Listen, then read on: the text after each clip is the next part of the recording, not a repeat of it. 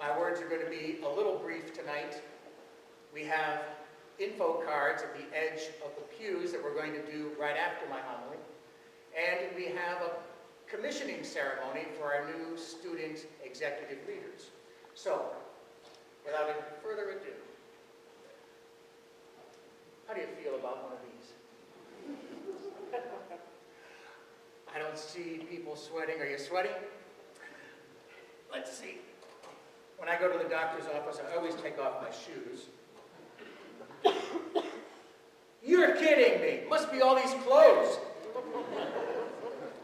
A lot of people fret when they see one of these scales. There's one in particular that I'm thinking of that frets every Tuesday morning. He happens to be a junior at Elon, offensive lineman from Iowa, Tom McGuire, who happens to be also our student president for CCM. Every Tuesday during workout, he has to get on a scale. And if he loses a pound or stays the same, he has to do wind sprints. I can't figure that out. If he gains a pound, he still has to drink a ton of chocolate milk and water till he gains another pound. How many of you would like to have that problem? Gaining weight instead of losing weight. But there's the commitment of an Elon football player, having to watch his weight or gain weight every week. Commitment. How many of you first-year students or transfer students went to the org fair on Friday at Young's Commons? It seemed like there was much more traffic going on this year than in the past, but I guarantee you at least 1,200 or more first-year students and transfer students put their name and email address on a paper, on a table that a student organization had and said that they would be a part of that organization. But you and I both know there's only 24 hours in a day, 7 days in a week. As many times as students write their names and email addresses on those pages saying that they will be a part of that organization, it just can't happen, right? There's got to be an organization that you have a passion for, something that you pick and choose. Jesus says, where your treasure is, there will your heart be. Commitment to one or another, not all. It's just not possible. My dad is 82 years old, and talking to him yesterday, I'm listening to a man who's broken and dejected. His wife of 60 years, my mother, passed away in the middle of June. And his commitment to her was so strong that his spirit is broken. His heart is broken.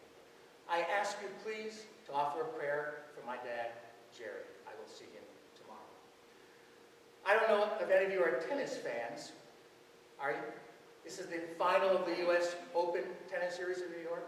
Today at 4:30, number 1 female, Serena Williams, was playing number 2 female.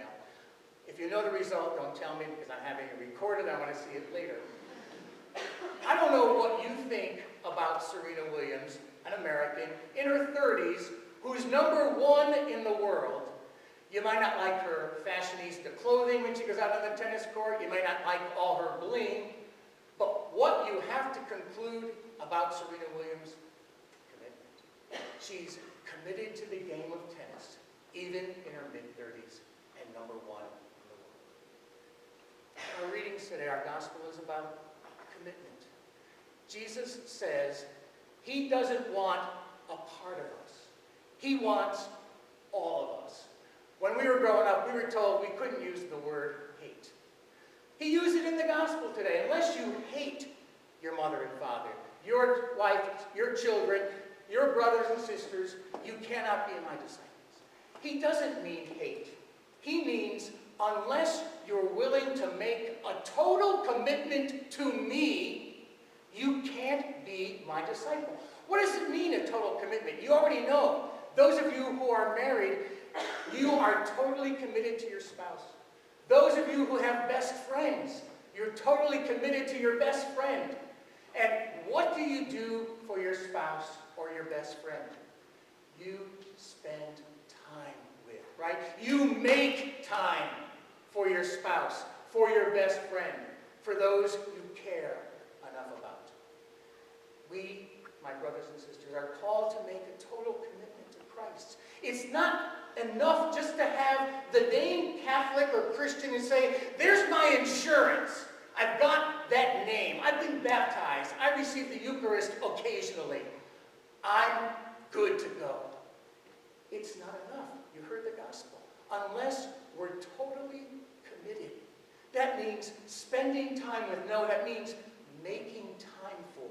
That means when we're walking through campus, disconnect the earphones. Put away your phone. Use that precious time between classes as you're walking from one building to another to connect to the one who says, unless you're totally committed to me, you can't be my disciple. Monks, religious men and women, spend at least an hour or two a day in prayer.